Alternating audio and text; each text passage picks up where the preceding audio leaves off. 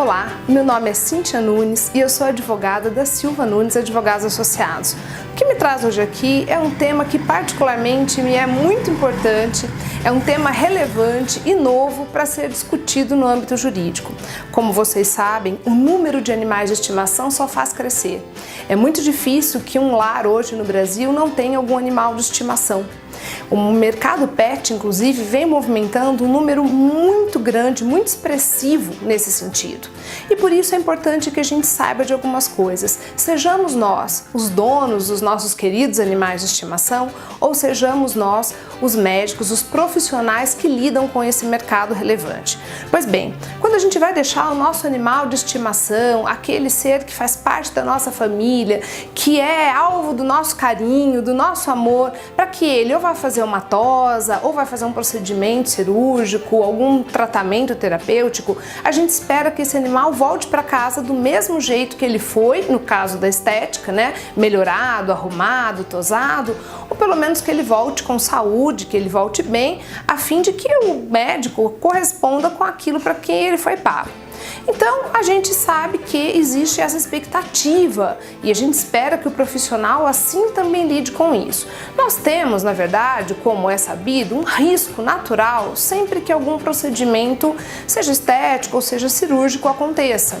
Não é improvável que aconteça alguma coisa inesperada. O problema é quando os cuidados adequados não são tratados e não são realizados. E surge, portanto, uma responsabilidade civil que é passível de ser revertida financeiramente para o caso daqueles tutores cujos animais sofreram alguma espécie de dano, alguma espécie de lesão. Portanto, qual é o papel e qual é o cuidado que você, que tem o seu animal de estimação tão querido, tão ente familiar, deve proceder? Todas as vezes que você for levar o seu animal, primeiro cheque a procedência daquela clínica, saiba se ali quem atende é efetivamente um médico veterinário, tenha esses cuidados, procure saber, procure buscar sobre a idoneidade do profissional, né? Como é que ele se porta no mercado e depois disso saiba que todas as vezes que seu animal for, por exemplo, fazer um procedimento estético, esse profissional, seja ele um veterinário, sejam aqueles funcionários do pet shop, eles devem ter sido treinados especificamente para isso e o animal não pode voltar para casa, por exemplo, com alguma lesão, uma orelha cortada. Nós temos casos que inclusive foram parar nos tribunais de animais que morreram quando simplesmente foram fazer um procedimento estético. E isso, sem sombra de dúvidas, acaba acarretando uma responsabilização do estabelecimento e do profissional que lida com essa saúde, com estética animal.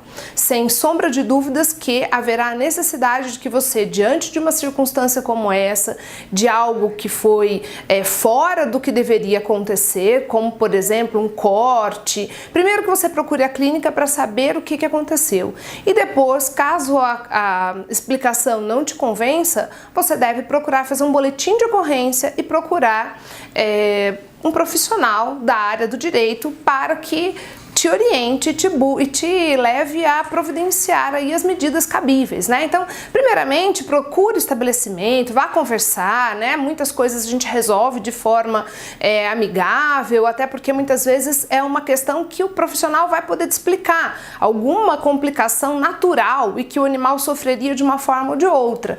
Então, antes de sair propondo demandas temerárias, saiba que todo profissional tem um nome a zelar e que também não pode ser maculado dessa forma. Mas se você acabar, de alguma maneira, fazendo uma ofensa ao profissional, você também pode sofrer uma ação por parte dele. Então é preciso ter cuidado, é preciso saber efetivamente quais as medidas devem ser tomadas.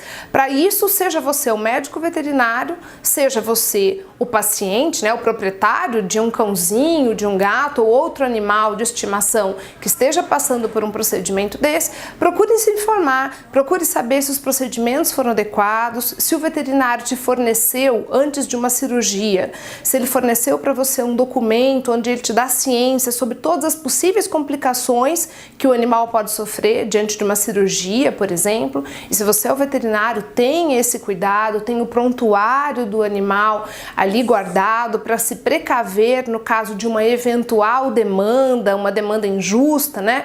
Ninguém hoje pode nem quer ter o seu nome maculado. As redes sociais têm um papel muito positivo de alguns lados e muito negativo de outros, porque uma reputação de muitos anos pode ser manchada por um post inadequado de alguém que inadvertidamente acabou acusando você, profissional, de uma conduta indevida, inadequada. Por isso é preciso ter cuidados dos dois lados. É muito importante, esse mercado só vem crescendo e com isso desdobramentos dele também vêm surgindo.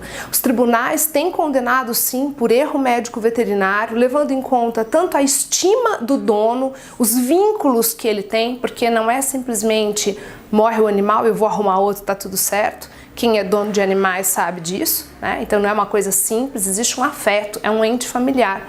E isso faz com que seja necessário que os tribunais, conhecendo, reconhecendo essa condição, acabem imputando a quem não tem esta consideração ou quem age de forma dolosa ou culposa, com imperícia, imprudência, que acabe respondendo e acabe efetivamente indenizando as famílias. Por outro lado, a gente sabe que essa indenização também não traz o nosso animal de volta, de tal forma que ninguém quer substituir o seu animal de estimação por dinheiro. Por isso, tenha cuidado na hora de procurar a clínica, na hora de procurar o estabelecimento, e eu tenho certeza que o seu animal de estimação vai ter uma vida longa, vai fazer você muito feliz.